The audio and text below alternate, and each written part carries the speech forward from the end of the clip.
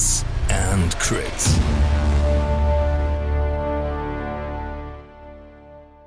This video is brought to you by Asmodee and Fantasy Welt.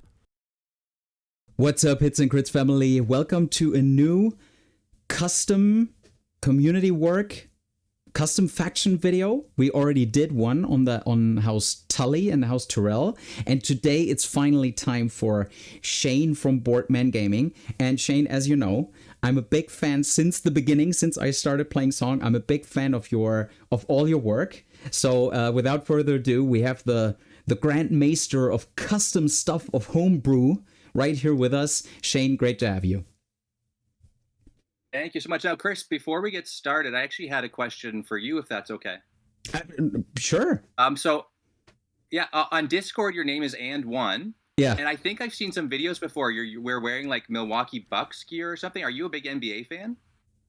I played basketball all my life, basically. I quit like 3 to 4 years ago because due to some injury. But yeah, that's where the name comes from, and it basically fuels. And I took the name on Discord because I experienced so many ones I rolled on charges. So I felt it was quite fitting to bring the basketball and one stuff into always rolling ones on charges. I never even thought of the dual meaning. That's the answer. Yeah. So did you know Boardman Gaming is also a basketball reference as well? Yeah, I seen the penguin with the basketball. So you're a basketball player too? Yeah. No, I'm just I'm a sports fan. Okay. And so around the time I made the website Boardman Gaming, the Toronto Raptors and Kawhi Leonard, they won the NBA championship, and okay. he was, known for saying, I guess in college, Boardman gets paid. Like if you work hard for those rebounds, Boardman is gonna, make the NBA make a lot of money. So I was thinking of names, Boardman, like board games, and I should have made Boardman Gaming, and no one's ever asked me, why are you called Boardman Gaming? So I thought with And1 Chris would be a good time to finally tell people that Boardman is also a reference we have to both backstories basketball now as well. Yeah, both backstory. That's cool. All right, so tell me a little bit about more. Now we got the name. Tell me a little bit more about the project. Where did it all start? What was the idea behind it? What drove you to build so much for the community? And maybe we can jump right here to your website, Boardman Gaming, where you basically give out all these custom homebrew stuff to our community. Yeah, so I think around that time, it's been about 6 years now. So around like 2019, the game had been around for a couple years, and I followed the game since the Kickstarter. And originally when the game came out, they had the Battle of the Whispering Wood scenario, and I was always like waiting for the next scenario from cmon, and it kind of never came. And I've always been pretty good at graphic design, and I liked kind of designing things or making things for other board games that my friends and I played. So I just thought, like, what if I made the Battle of the Bastards like scenario, and I could play that with my friends? So we got together. It was really fun. Then I said, like, what if I made kind of like a whole booklet for it, so maybe I could share with other people in the community. And then that started with On the Table Gaming from way back when. That was kind of the first wave of content creators for the game. So I posted on their website, and then eventually I decided that I want to put so much more stuff out, so I made my own website. And then once you have that kind of format, it's, it just becomes easier to kind of make more stuff, and I like doing it. It's really fun for me to kind of research these different events from the books, find out like what characters are involved, think about how I can organize all the scenery and all this stuff on the table to make it seem like that event. Maybe add a special rule or two. So it's just like kind of a fun hobby that I thought I'd share with the community. And it's one of those things where I think I've had a good balance of put a lot of stuff out, and then I can take a nice long break after that. I don't have to worry about weekly content. And so I've just been steadily kind of putting stuff out every couple of months for the last 6 years. Awesome. And I really have to tell you, all these like PDFs you are providing. So when you click on something like that, so let's say, and Battle of the Bastards is actually one of my favorite, because you can put stuff like, you can put Wun Wun and Jon Snow into one thing, which would right? You could never do that normally, but you can do with Battle of the Bastards. And I really, really like in these PDF files that they are so high quality, and there are so they come around like they are official. So I really, really like that. And as you can see, like on this page, I tried my best to. Oh, sorry. Yeah, you go. I tried my best, to match the format of the actual cmon documents. Like I said, I've really worked on it over the years to have a ton of templates now that I can just build from those. Battle of Bastards is the first one. Like, so you have to scroll way down because I have over 100 scenarios now. I think there's 109 scenarios. Plus, I have battle reports as well from the scenarios. I had a whole campaign where I made up kind of my own story based on the results of the game. So that's the Campaign of Thrones. So there's the one right there. So if you click on the PDF, a lot of them have that kind of extra note where usual faction restrictions are not a part of this one. You have to look at the list building list instead. Exactly. As you say, so 109 scenarios, and I played about 8 of them probably, and I really enjoyed all of it because it's so close to the books, it's so close to the show sometimes. So again, Battle of the Bastards is really close to the show. Also the other one, what is it? Escape from King's Landing, or and all of that. So you really get like drawn back into the show, into the books, and like reimagine how it would be.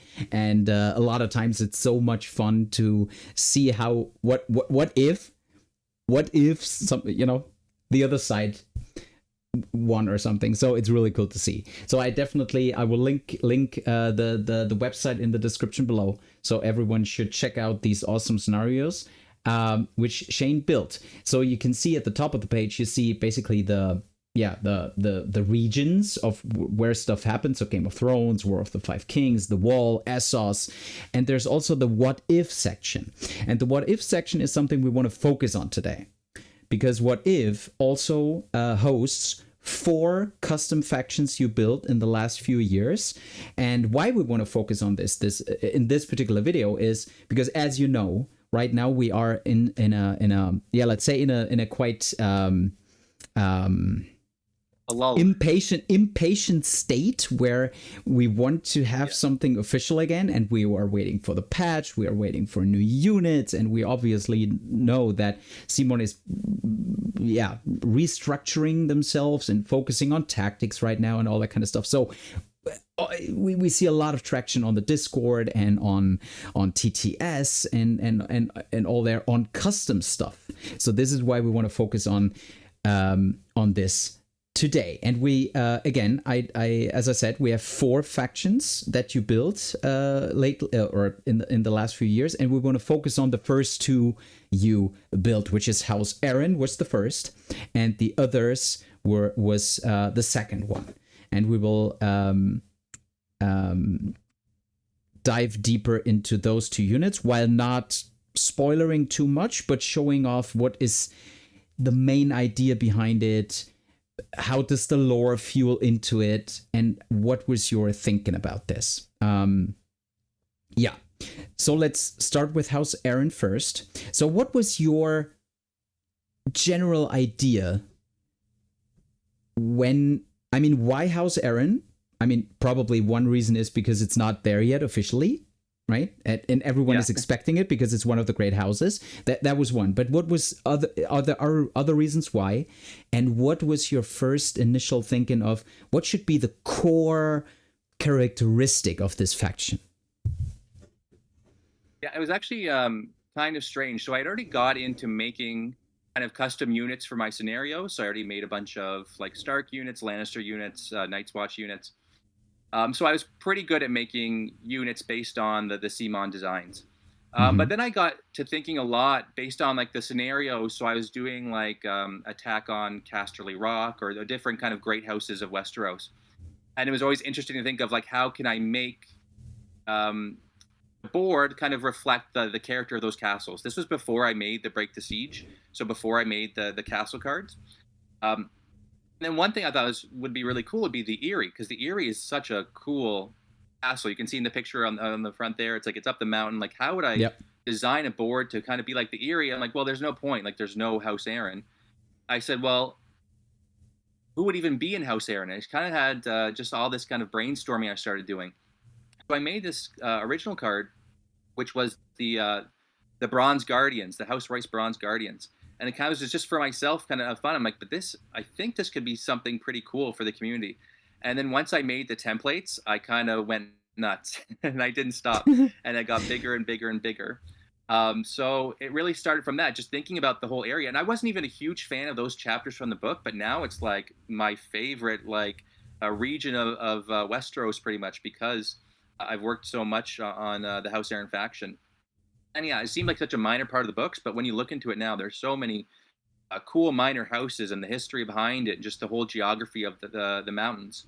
And so that's a big part of the design philosophy, is kind of like the very defensive style of the Vale of Arryn, right? You have the mountains around it, and so they don't even have to join the war because they know that no one can come and get them. They're protected by those mountains. And so that's reflected really in their kind of defensive style. And then the kind of hammer and anvil style they have as well, where you might go into their defensive, really tough infantry units, and then get the hammer of the cavalry coming then from the sides. Of course, they're known for the Knights of the Vale, the most kind of famous cavalry in all of Westeros. So just building off of those kind of famous core units. And over the years, I've really added in a lot of the minor houses and all those characters as well. Cool. So when I first checked, like back in the day, the first version of it, I have to tell you, I really also got this feeling of like highly defensive and not really relying on, not really relying on offensive power per se, but more like having this like healing back, sustain, and all this. And what really or by the way, what iteration is that? Is that the third or fourth or whatever iteration do you have live now on House Right Arryn? now it might be 1.8. I can 1.8. I think it's 1.7 or 1.8. Okay. And those are usually, if I make a minor change, I won't make I won't change the name of the iteration. I'll keep it. Yeah, it's 1.8 right now. So that's pretty much 8 like major changes that I've made over the years. Okay, cool. So, but what remained was one thing that really stick out to me, and let's have a look at 3 particular tactics cards. So we have 3 particular tactics cards in the deck. They are in the deck twice, and you please tell me if I'm wrong, but you have these 3 cards twice in the deck. So you have Stone, Snow, and Sky. And as soon as you collect these, so as soon as you play Stone, you do not put it on your discard pile, but you put it next to the discard pile, and you basically collect Stone, Snow, and Sky. And as soon as you have those, you can play immediately a certain effect. And these 2 certain effects can be score 1 victory point, remove this card from play. So potentially you can win 2 victory points just off a certain card collecting mechanic. The other one is restore, or is that wrong? Yeah, because you can only use that card once. So once you score the victory point, that card is removed from the game, and then you have to use the other one once you've got the 3 again. Yeah. Okay, so basically what you're trying to do as a player, you try to collect it twice if you can, and then you can score once, and then you can heal once, 5 across any number of units. So these are the 2 effects you can play off this collecting mechanic, which is highly unique and so fitting. So maybe you can tell us a little bit more about your initial idea behind it, because I really like this uniqueness of this tactics deck. Yeah, and so like I said, this is my first faction that I'm working on, and I didn't have the longest kind of period to work on it, so I'm trying to get it kind of finished. And it's kind of hard to think of 7 interesting, and at the time I wanted unique tactics cards for the faction. I'm like, what are they named? Like, what can I base them off of? So then I just kind of came to me, Stone, Snow, and Sky, which are the 3 way castles that are kind of defending the pass up the Giant's Lance, which is the mountain up to the Eyrie. And so again, it's all that idea of them kind of sitting down, like making sure that they're staying where they are with their defensive positions, and you have to come to them. And so the idea is that if you play these 3 things and you score that victory point, the opponent has to be a bit more aggressive and come into your kind of trap, your defensive trap, right? Yeah. Which is what House Arryn wants you to do. They want you to go through the Mountains of the Moon, get attacked by the Vale Mountain clans, which were a controversial early part of the faction, which I've removed. But the idea was they want to draw you into these dangers of the mountain, and they're just sitting there, right? And of course, when you're going through your cards, you're kind of sitting there going through your cards. So again, you're kind of a more patient strategy, waiting for them to come to you, which is kind of House Arryn's style. Awesome. And it's cool to hear the lore behind Stone, Snow, and Sky also fueled into the cards. All right, so this is one basic or one very unique aspect of the faction. Also, we want to focus on 3 particular units I find really interesting. First one will be the crossbows, the Arryn crossbowmen. So the Arryn crossbowmen are quite strong from an offensive aspect. So they have 7/7/4, hitting on 3s, long range, right? With Sundering. So this is quite strong compared to other crossbow units in the game. Also, the suppressive volley order really synergizes really well with fast cavalry. So really interesting unit. Please give me your rundown on the crossbowmen. Yeah, so like we talked about, the faction is about 5 years old now. And like we mentioned, there's been like almost 8 or 9 like major changes, and of course a lot of unit changes along the way. And a lot of the times those units are changing in small increments. So originally the crossbows were pretty much an exact copy of the Night's Watch crossbowmen. Yep. And after a little while, like, I kind of thought that was boring. And again, I got kind of more skilled at making new ideas for abilities, new units and stuff. And so I was doing minor changes and tweaks. Now, of course, there's been also a lot of change in the game since then as well, right? So the crossbowmen for a time were actually oppressively good for a season of the game, combined with Othel. And so these crossbowmen were actually underpowered in comparison because they didn't have all those benefits from the Night's Watch cards and all that stuff you could stack on them. And so I gave them like little boosts because from what I heard from people at the time is they really weren't, overpowered, right? And then I think just over the years you kind of add things. For these two, originally they had the ready aim release ability where they get charged and you shoot back. And I just had these 2 ideas for these abilities, which I thought were just very thematic and very very evocative. And so the first one, suppressive volley, it's kind of have the idea of in the movies when the guys like cover me and then they run out into the to the open and everyone's shooting and trying to make sure that they are able to like run over to the spot to get safe. So it kind of has that idea, which I think is really fun when you're playing the game. It's like you can kind of visualize that. And then the other one, it's very thematic for the type of unit that it is, where they are the guards of the Way Castle. So they're sitting in the mountain, and so they're not moving because they're in these very defensive structures. And so they don't have to make a maneuver action. Instead, they'll just be sitting in the right spot, their advantageous position, going to shoot at you.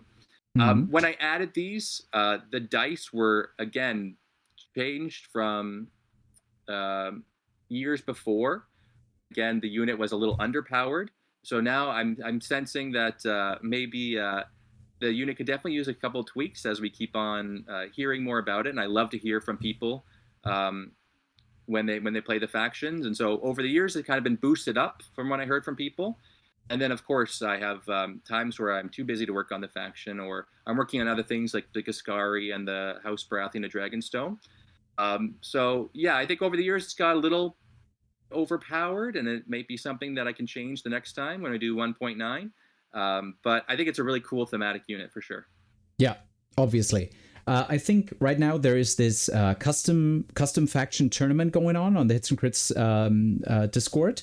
So this really comes around with cool synergies we haven't even thought about. When you just take a look at the PDF and you are just like kind of building something in your mind, you do not really see it, but as soon as people like really dig into it and dive deep into the faction and build lists and find synergies, we find things that are quite strong, right? So I just heard the anecdote of Nachtalb, who's playing House Arryn, and he basically builds up the Landscath, which already has movement 6, and with suppressive volley and a certain NCU, I guess you can bring him. You can bring this Landscath to movement 8.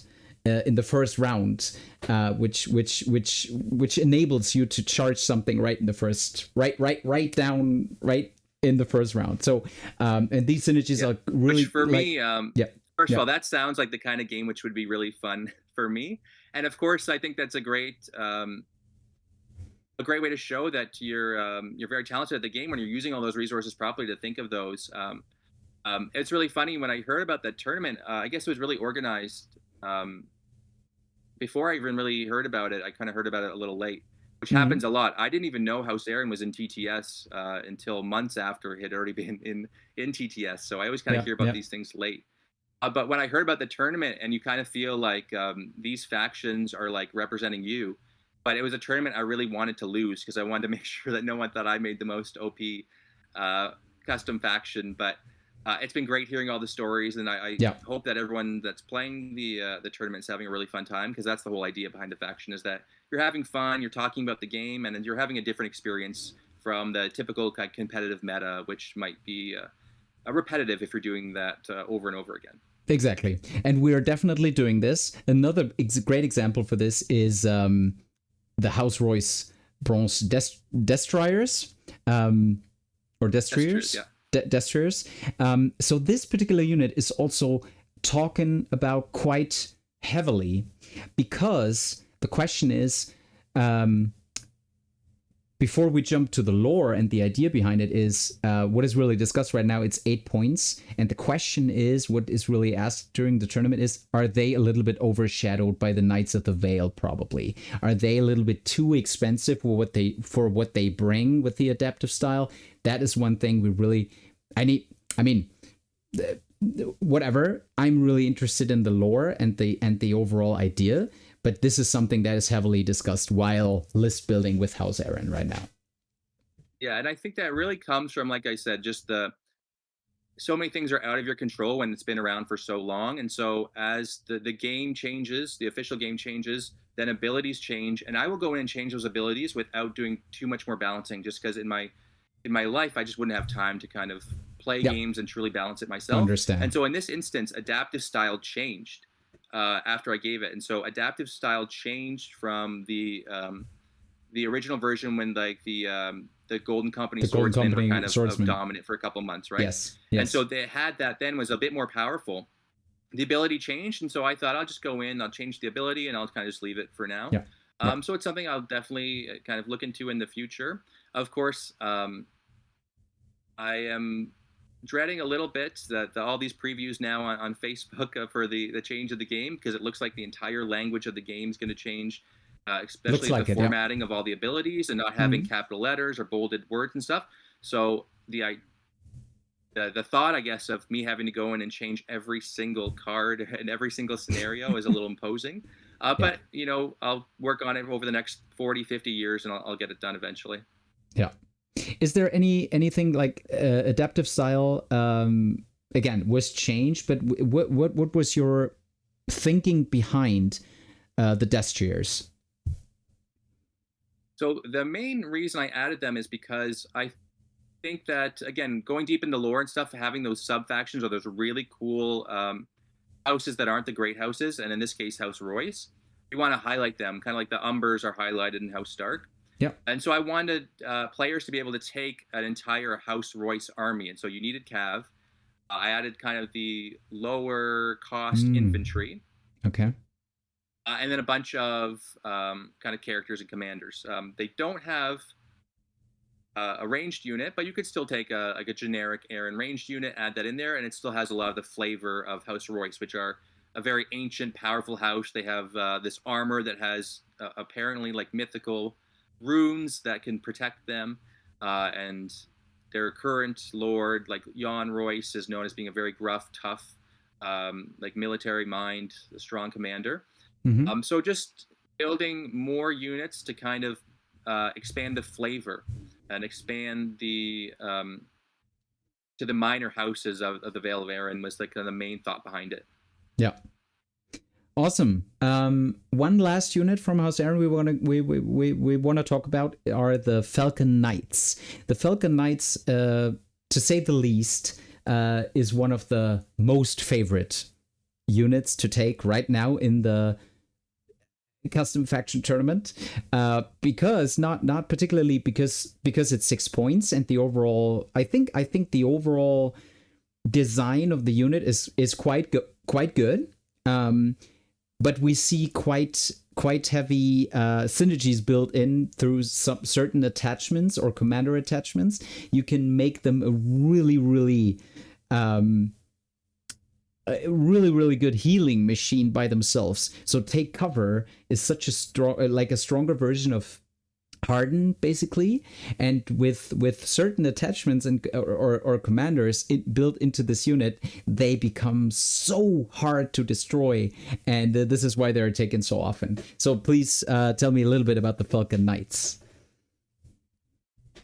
Yeah, I think one thing I was thinking about is, like, if you look at the actual game, it's hard to think of many 6-point melee only infantry units that actually get taken.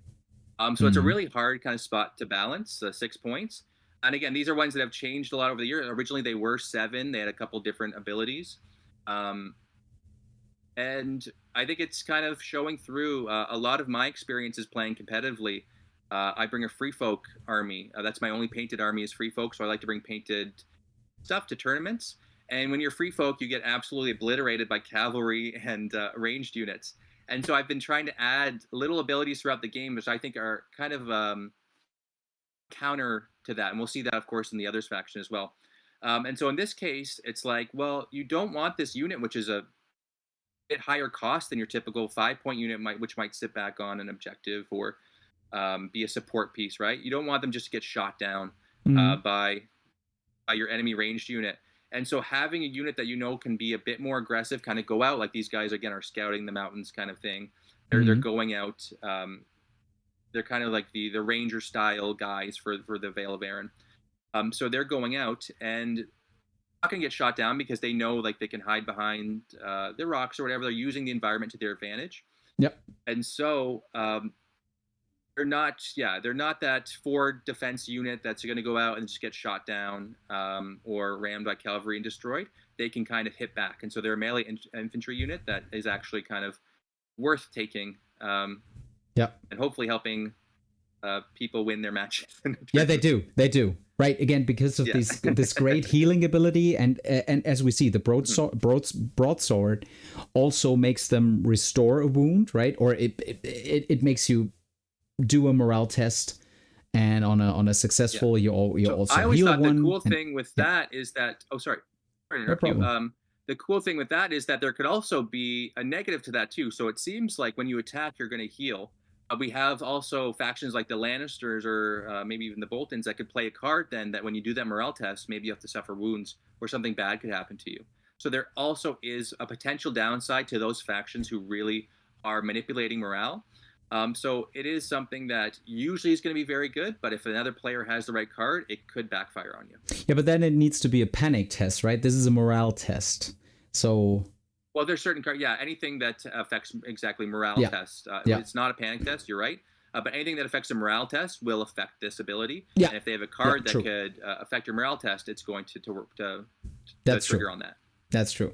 So, but overall, you guys out there, you get the impression of, and as Shane explained us, right? It's a unit that is probably a little bit more passive kind of style, a little bit more like you come to me and I will sustain, I will hit back as soon as you come into me, I will score first and you have to come to me. I do not have to be the aggressor in this match. So really interesting unit, and I can tell you the guys playing the custom tournament or the custom faction tournament are having a lot of fun, not only with this faction, but this faction is really one of the most loved ones right now.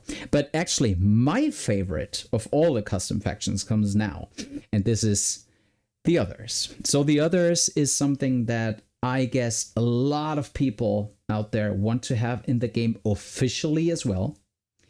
But yeah, I just throw it over to you. The Others. What was your idea behind it? For me, I never understood the argument that people made that the Others should not be in the game, or they would kind of bend the core rules of the game too much. To me, they're a part of the lore. They're a part of the story. Yeah. They're really cool, right? They have a really cool aesthetic. There's something Absolutely. that people who don't even play the game would love to see. So if someone's going into their gaming store and they see this undead army and Mm. they know it from the TV show, I think that would get people excited about the game, which is obviously an important part of it.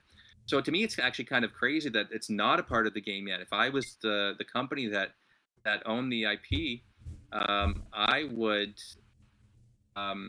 I would have put this out as one of the first factions possibly because I think it would have sold really well. But I think yeah, it's just something I thought would be really cool. And for me, it was really about expanding the custom scenarios that I made because I couldn't make any more because cmon kind of the releases weren't kind of getting to all these points of the story that I wanted to make scenarios for. And so I thought if I made this faction, I could make tons of scenarios based on the Yeah. last couple of seasons of the TV show. All right, great. So now let's take a look at some key abilities of the faction, which are also, and you mentioned it a little bit, they are quite, let's say, ground shaking in terms of the standard rules we have in Song. So let's take a look at two specific innate abilities that are quite changing the game a little bit, which you probably meant by they are bending the standard rule set a little bit. So the first one is Rise Again, and the second one is No Fear. So Rise Again, basically each time this unit failed the panic test, target one other friendly infantry unit in long range, it restores 2 wounds. So tell me a little bit about these two abilities and why you put them in this faction. Yeah, I think a big part of the discussion of the others is how could you make them a unit with morale because they're mindless, undead whites, basically, right? They have no fear. They're just being controlled as kind of this hive mind and charging recklessly into their enemies controlled by the others. And so to me, the obvious answer was that their morale is just different the way it works. And so in this case, yes, it is different than the core rules, but there's balances in the way the faction's designed that, yes, they're not going to lose. Well, as I'll explain, they're not going to suffer as much as other armies from losing panic test, but obviously their armor is very low, their attack is very low, so there's a balance there. So for the first ability, Rise Again, yeah. Rise Again, yeah. The idea is you have to be quite thoughtful of where you're placing your units because you have to have a unit that has wounds in it to be able to transfer them, right? It has to be another unit. And so you are still losing units from that panic test. And for a lot of these units, when you get hit, you're probably suffering 7, 8 wounds from the attack. And then if you suffer a loss on that panic check, another 2 or 3 wounds maybe to your unit. And sure, they're going to heal another unit close by, but that one unit is already taken a huge hit. So again, there's that kind of give and take with the army there. And so really the strategy is kind of put up your weaker, lower cost units first, have them get hit, and then maybe try and heal your stronger units, right? So again, there's good strategy behind it. And so if you want it to be to work properly, it's not just push my units like in the middle of the table, I'm going to win the game. I have to really think about where I'm placing all these units. Where I'm placing them, yeah. Of course, No Fear that's the 7-point kind of defensive unit, kind of the central unit of the army, the Horde. Yeah. So the strategy kind of becomes, how do I make sure they don't fail a panic test? Because the more you kill, the more they get revived, right? The more you kill things, the more warriors the Night King or whoever the others, the leader of the others or the others themselves has for their army. And so the idea for this is you don't want to attack them with a unit that has Vicious. You don't want to have corpse piles around. Instead, maybe have a werewood tree, kind of like the Children of the Forest used the werewood trees to defeat the others thousands of years ago. So your strategy for the Horde is to make sure that they don't fail those panic tests. Yeah. Because it just adds more soldiers for their army. Yeah. So you probably have to bring something, as you say, you have to throw out werewood trees, you have to not go the route of Vicious and all that kind of stuff. My question would be, and like I really like the idea behind like basically turning it around, saying panic test is for them a good thing to fail. I really like the idea, and it totally makes sense what you're saying. I think the problem with, let's say, competitive play or like regular play is that we have factions in the game like the Lannisters or the Boltons that are heavily relying on factions losing panic to really get their wounds through. But I think this might be a problem with the faction. But again, I totally get the point, and I totally like the explanation also on the Horde, because the Horde, as you said, it's quite an expensive unit to deal with. So it's it's like one of those. Basically, there's a big discussion in the community. Like, if you have a 7-point melee infantry unit, like, is it actually really helpful when your opponent can just avoid it a lot of the times? And so, a huge weakness for this army is that no real cavalry. I added another unit in later, which we'll talk about, but no real cavalry, and then no ranged units. And so, really, you could just sit across from this unit and just shoot them, right? Or shoot the other units that are part of it, except for, as we're going to talk about, this one unit. But basically, there are weaknesses to kind of counterbalance that. And so you could avoid this, like a lot of people avoid certain infantry units because they are kind of tar pits, very tanky. And that's the idea, too, in these kind of all these zombie movies or in the Game of Thrones TV shows. Eventually, the swarm kind of comes, and you see that character kind of reaching up, and all the undead are kind of clawing at them and pulling them down. So that's the idea with the Horde. It kind of gets you drawn in, and you're kind of stuck with them as they surround you, and they get you stuck there. Awesome. So these are 2 infantry units with innate abilities, and let's now focus on 2 abilities that are also very unique and also really fitting to the overall characteristic of the others. So first one is Shrouded Sentries, and the other one is Petrified Mount. Shrouded Sentries, this unit cannot be targeted by ranged attacks. This is also something that really fuels what you were saying about they do not have cavalry, they do not have like really strong ranged units, so they need some kind of protection against this getting just shot at. But what is really interesting is Petrified Mount. So each time an enemy cavalry unit activates within long range of this unit, it suffers 1 panic test with -2 to the roll, so basically vicious. On failure, it suffers -3 to their turn. So most units will end up with movement 2, maybe 3 if they're lucky. So please tell me about your idea behind Petrified Mount. Yeah, well, I'll go over both because I did mention as well the Shrouded Sentries just at the last slide there. And so they're really based around a really amazing chapter in Dance with Dragons where Bran is going into the cave of the Three-Eyed Crow, and then all of the whites kind of come out from the snow. And so they were underground, basically covered by the snow, kind of waiting, right? Yeah. And again, it's this kind of, it is a bit of a rock, paper, scissors idea, but it's basically how can I counter an army that's fully ranged or has lots of cav with an army that has none of that? It's how having these one units which are hard counters, and really that's the really one good thing they're good for. Their armor is really bad. They're not hitting too strong, but they have this one thing where they can kind of go after that one thing. And so the idea for the Prowler Whites is, again, they're really strong against cav. Luckily, your cav can move, right? So get your cav away from them and try to make sure you're being more strategic with how you're moving your cav, because they cannot be as fast as you. But if they get in the range, it's going to be really punishing. Again, it's that counteract the cav, which is really strong against the others. And so they needed something.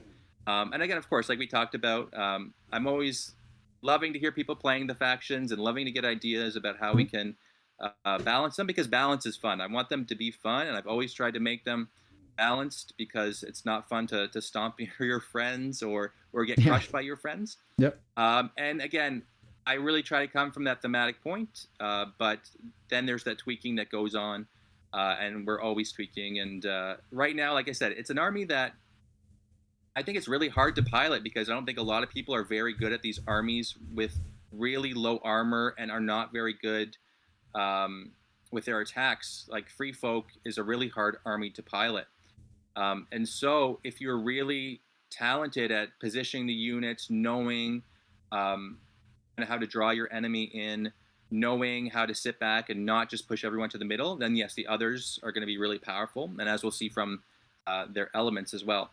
Yeah. But they have their weaknesses, they have some strengths, and I think they're very thematic, very appropriate to the lore. Yeah. So I didn't try them yet. That was the fun challenge of making them. Yeah, I didn't try playing them yet, but I can totally relate to what you're saying, and I think they feel well rounded just from looking at the PDF. The only thing I saw when I checked the PDF was that particular point, that it basically shuts down certain let's say standard rules or standard stuff that is in the game. But maybe, as you said, this is something they need to sustain against others. So let's say, and so you go. I'll just quickly say, so one thing I did think of was, like, in the dragons when they first came out, they just didn't have morale, and so they had no interaction with morale whatsoever. They just had a little asterisk in their thing.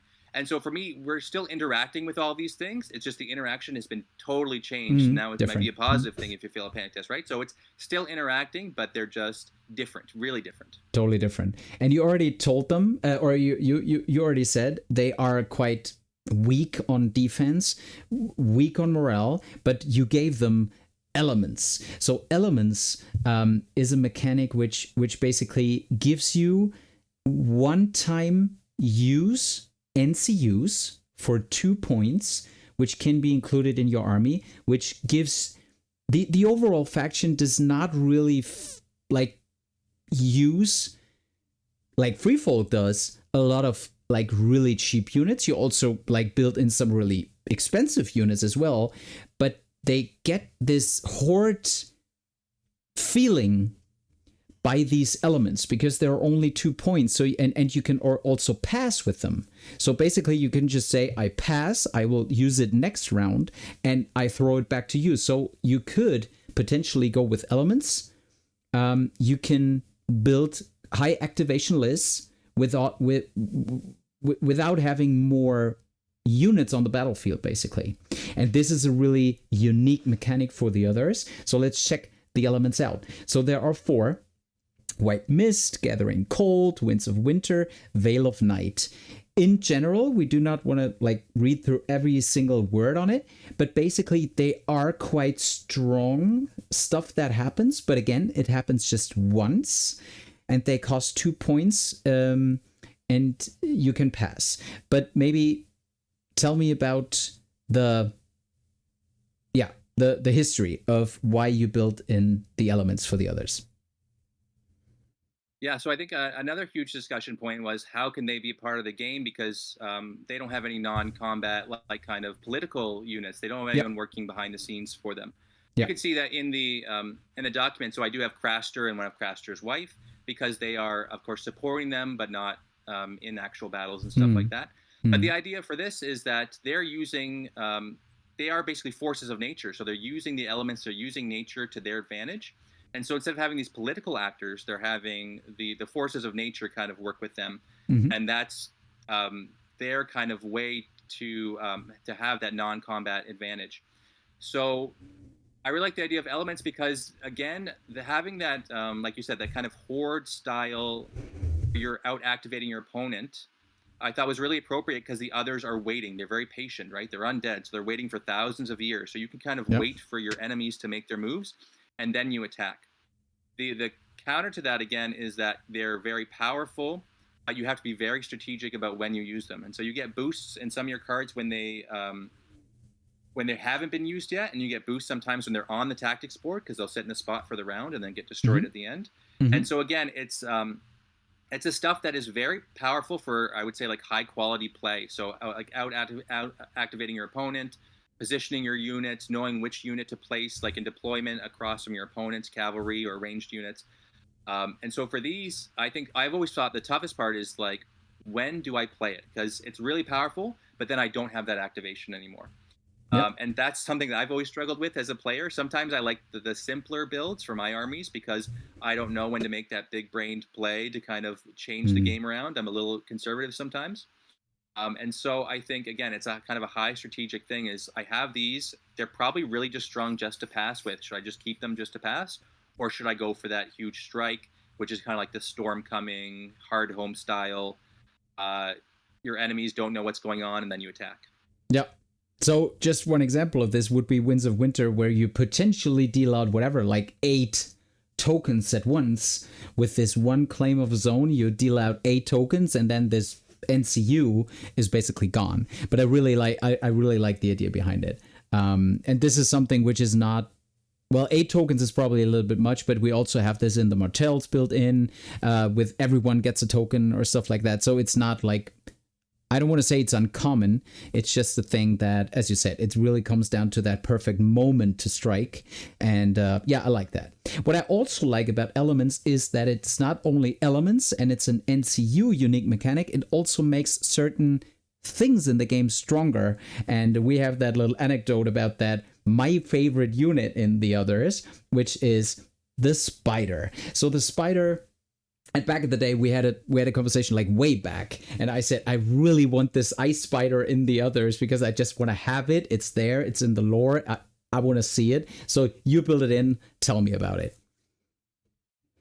Yeah, I was a little reluctant at first because in the mainline story, Song of Ice and Fire, the 5 books, ice spiders don't appear physically. They're just kind of talked about like the mythological creatures. Yes. But I got so many notes from people like, please put ice spiders into the thing. Like, we'd love to see ice spiders. And I was like, oh, probably. And then finally, of course, Chris from Hits and Crits messages me. I got to do it for Chris and for all he's done for the community. Thank you. So I think I worked on it for about a week or 2 after that. And it was like you talked about just now. You mentioned how it's kind of interacting with the faction in a unique way. So it was the first kind of cavalry move or cavalry. And so it is powerful for the faction, but again, very thematic and cool because I kind of conceived of them as like very like they're conscious beings. They're not just animals. They're thinking about it, and so they can be scared and they'll run away because they want to protect themselves. Kind of, but they are also very deadly when they strike you, like all the other poison characters in the game. Yeah. Really cool. And again, it also works with elements. So if you have certain elements out, the wounds get stronger, and you also have a poison mechanic, which obviously it's a spider, but also gives us the third or fourth potential poison mechanic in the game, which I really like, right?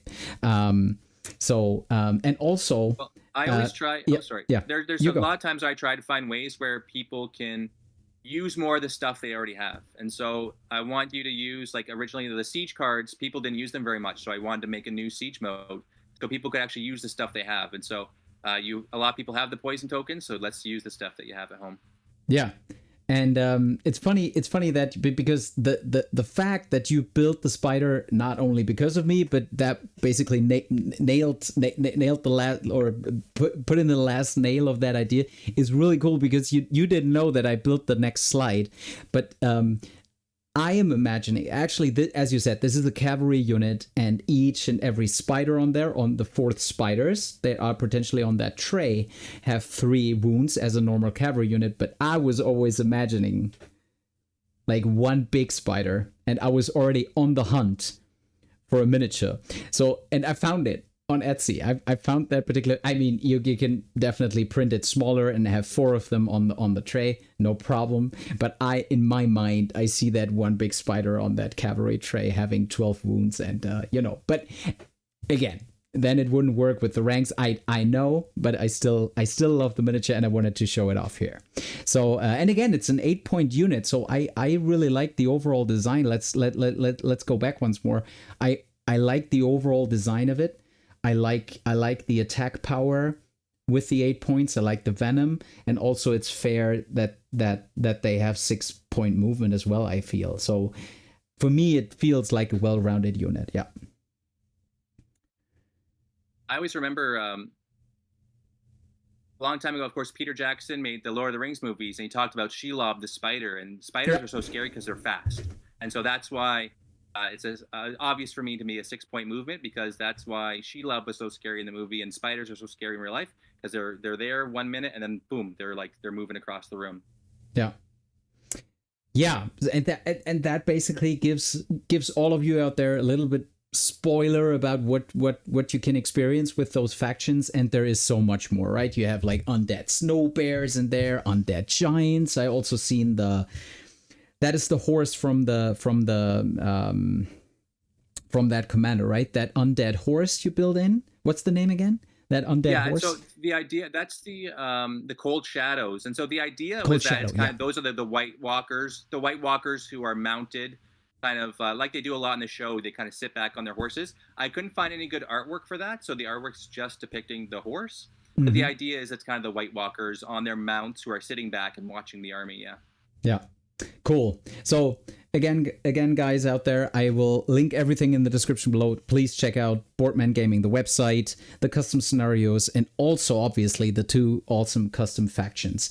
And Shane, it was such a pleasure to talk to you. And I will, I have 2 final questions. First one is, do you see your custom game modes in TTS someday? Is that a thing you thought about?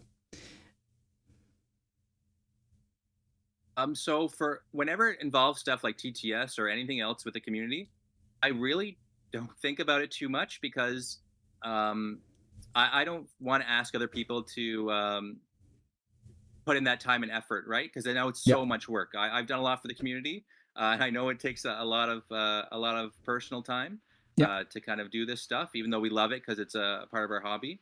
Yep. And so I wouldn't ask someone to add it into TTS, but when people come to me, and it happens a lot, like this is why House Arryn and the others are in TTS right now. When they come to me and say, like, I would love to do this part of it, could you help with this? And sometimes I say no, sometimes I say yes.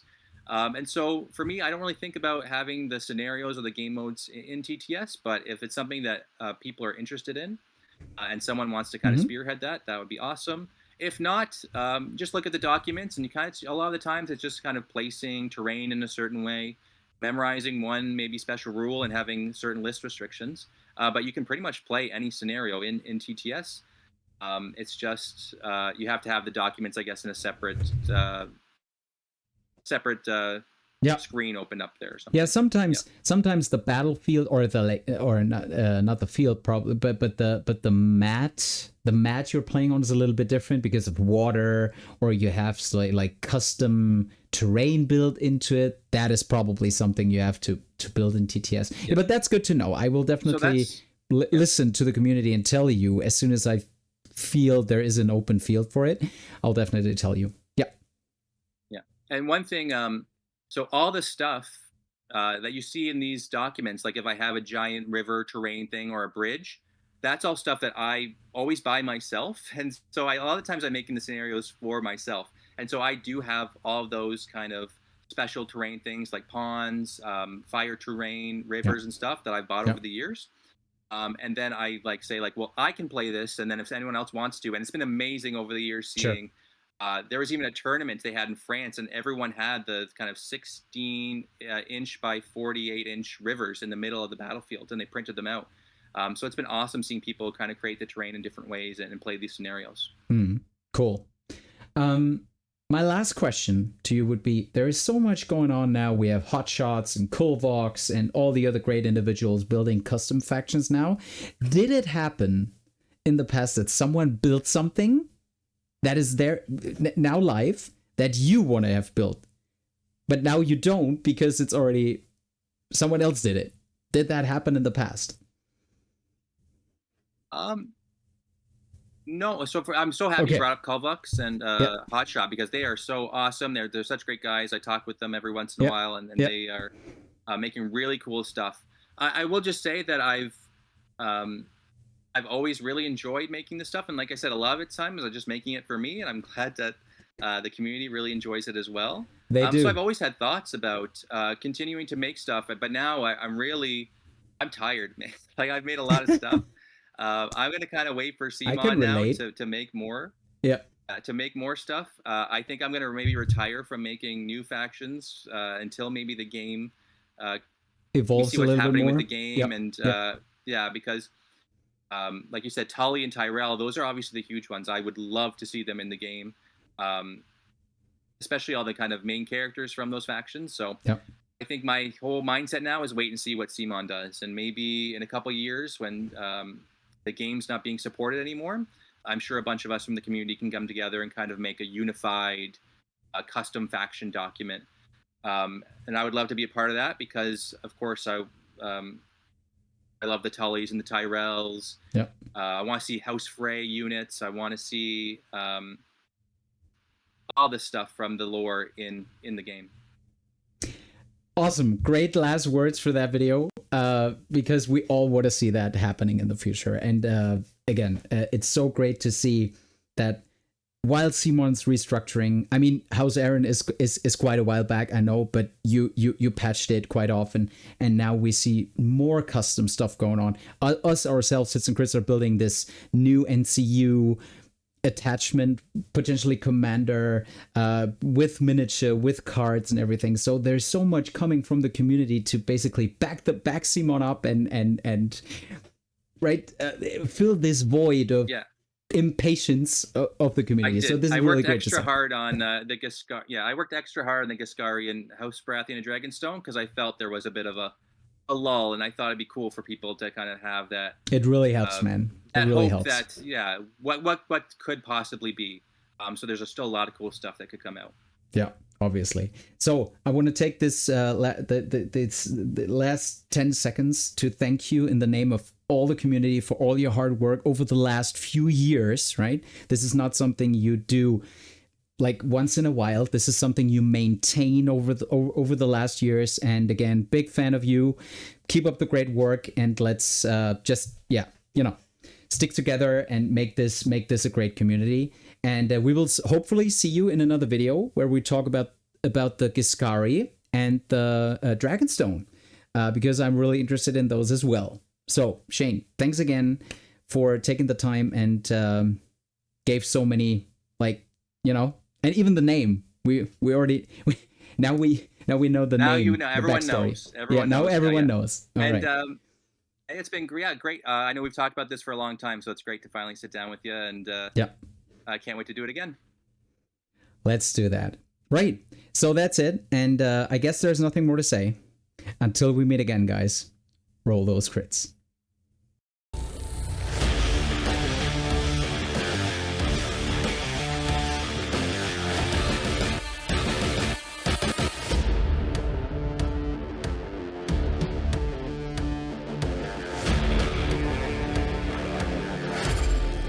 Come for the hits and stay for the crits.